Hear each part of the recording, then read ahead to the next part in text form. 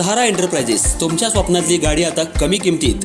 इचलकरंजी शहरालगत असलेल्या कबनूर चंदूर रोडवर कोन्नूर पार्कमधल्या सहारा एंटरप्राइजेस इथं पश्चिम महाराष्ट्रातली विविध बँका आणि फायनान्स कंपन्यांनी जप्त केलेल्या जुन्या दुचाकी आणि चारचाकी गाड्यांची विक्री केली जाते.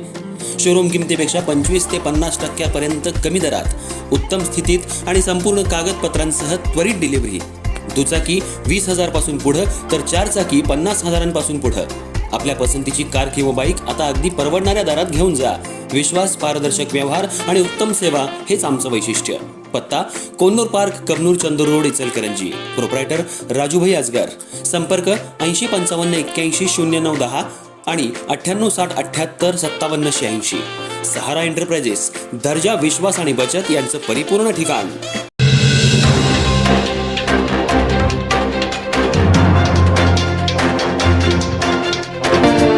नमस्कार, मी तेजस्विनी मगदूम. एम मराठीमध्ये आपल्या सर्वांचं स्वागत आहे. पाहूयात ठळक घडामोडी. इचलकरंजी शहरातल्या पहिल्याच महानगरपालिका निवडणुकीत महायुतीत जागा वाटपाचा पेच कायम राहिला असून अनेकांच्या डोक्यावर टांगती तलवार आहे.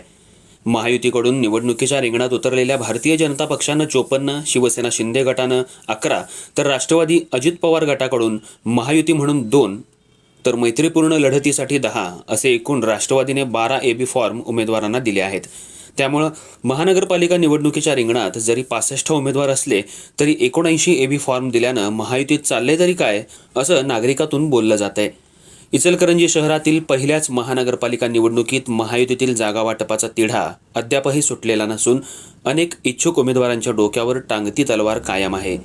निवडणूक जाहीर झाल्यापासून महायुतीतील भारतीय जनता पक्ष, शिवसेना शिंदे गट आणि राष्ट्रवादी काँग्रेस अजित पवार गट यांच्यातील जागा वाटपावरून सतत चर्चा आणि अंतर्गत घडामोडी सुरू आहेत. मात्र प्रत्यक्षात उमेदवारी निश्चितीबाबत स्पष्टता नसल्यानं कार्यकर्त्यांमध्ये संभ्रमाचं वातावरण निर्माण झालंय. महायुतीकडून अधिकृत उमेदवार म्हणून निवडणूक आयोगाकडे AB फॉर्म देण्यात आले असून त्यानुसार उमेदवारांनी आपले नामनिर्देशन अर्ज दाखल केलेत. यात भारतीय जनता पक्षाकडून सर्वाधिक 54 उमेदवारांना AB फॉर्म देण्यात आलेत. शिवसेना शिंदे गटाकडून 11 उमेदवारांना अधिकृत उमेदवारी देण्यात आली आहे, तर राष्ट्रवादी काँग्रेस अजित पवार गटाकडून महायुतीच्या अधिकृत उमेदवार म्हणून 2 जणांना आणि मैत्रीपूर्ण लढतीसाठी 10 जणांना AB फॉर्म देण्यात आले आहेत. त्यामुळं राष्ट्रवादीकडून एकूण 12 AB फॉर्म वितरित करण्यात आलेत. या सर्व आकडेवारीमुळे एक वेगळीच गणितं पुढे येत आहेत. महायुतीकडून प्रत्यक्षात निवडणुकीच्या रिंगणात 65 उमेदवार असल्याचं चित्र असताना एकूण 79 AB फॉर्म दिले गेल्यानं नागरिकांमध्ये आणि राजकीय वर्तुळात संभ्रम निर्माण झालाय. महायुतीत नेमकं चाललंय तरी काय, असा सवाल आता उघडपणे विचारला जातोय. अधिक उमेदवारांना AB फॉर्म देण्यात आल्यानं काही ठिकाणी अंतर्गत नाराजीही उफाळून आली आहे. या पार्श्वभूमीवर आगामी 2 दिवसानंतर होणाऱ्या अर्ज माघारीच्या प्रक्रियेकडे सर्वांचं लक्ष लागून राहिलंय. कोणते उमेदवार माघार घेणार, कोणाची अधिकृत उमेदवारी कायम राहणार आणि कुणाला अखेरपर्यंत संधी मिळणार, याबाबत तर्कवितर्कांना उधाण आलंय.